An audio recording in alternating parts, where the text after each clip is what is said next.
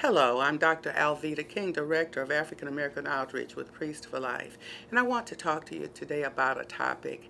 The Bible tells us that in the last days, perilous days, terrible days, that people are going to be lovers of themselves. They're going to be doing things against each other. My uncle, Martin Luther King Jr., Uncle ML, and my father, AD, Reverend Alfred Daniel Williams King, once called these things man's inhumanity to man.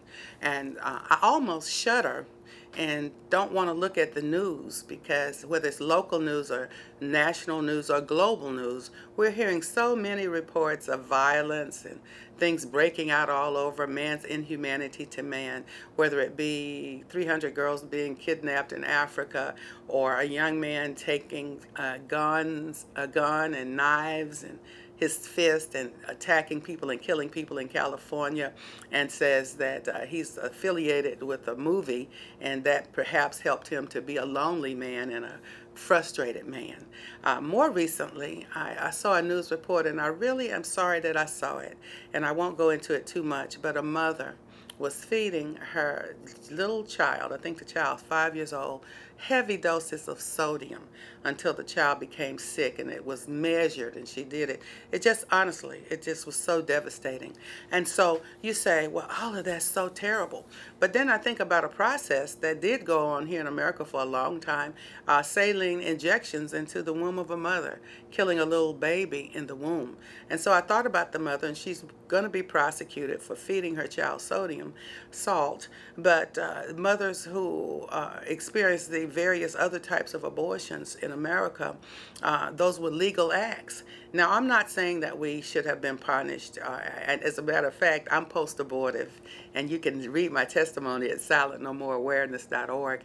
And people say, well, mothers who abort babies, they're murderous, and they should be killed, or they should be punished.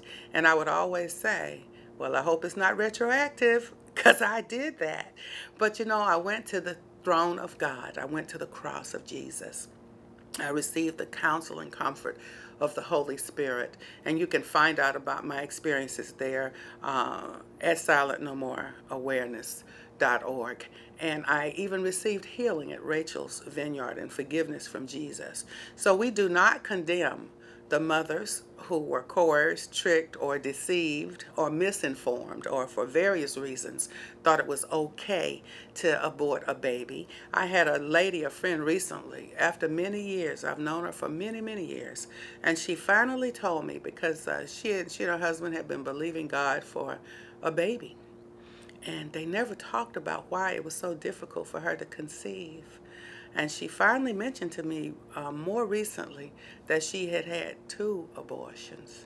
And she wished her mother had told her the things that I now tell people publicly. Don't abort your babies.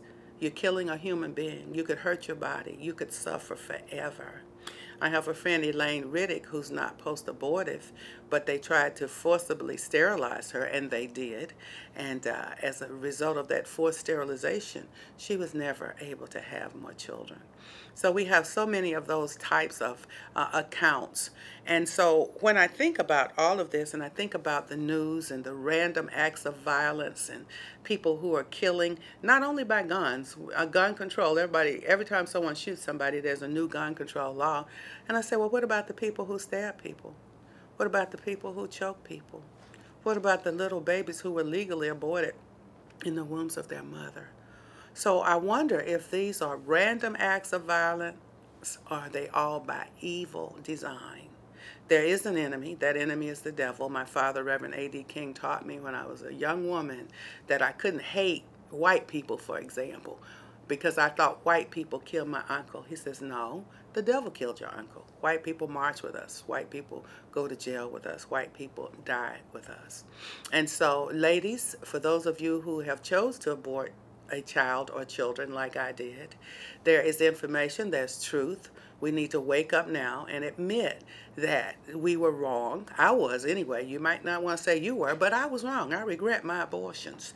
I regret my miscarriage from the damage done to my body by the abortions. But there is healing, there's forgiveness, there is revelation, and there is liberty in truth. And so if we are being faced by what appears to be random acts of violence, because we live in a society that kills our youngest and our weakest, that's the babies in the womb, the sick, and the elderly, and we try to legalize that and say it's okay, then other acts of violence will continue to erupt. It is by an evil design and evil purpose, but we can embrace truth. We can walk into the light of life. And so I say to you, choose life. God bless you. Dr. Alveda King, Director of African American Outreach, Priest for Life.